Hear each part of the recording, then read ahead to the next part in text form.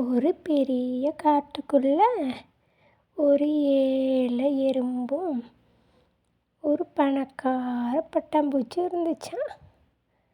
அப்போது அந்த பட்டாம்பூச்சி ஒரு நாள் இந்த எறும்பு பார்த்துச்சான். பார்க்குறப்ப அந்த பட்டாம்பூச்சி ரொம்ப பிடிச்சி போச்சா இந்த எறும்புக்கு.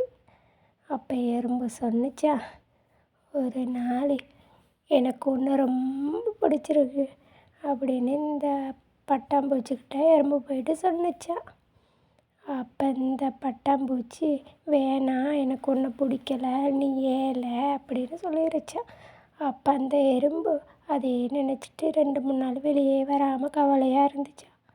அந்த எறும்பை பார்க்காதனால அந்த பட்டாம்பூச்சிக்கு அப்போ தான் புரிஞ்சிச்சா அந்த பட்டாம்பூச்சும் அந்த எறும்பை ரொம்ப காதலிக்குதுன்னு.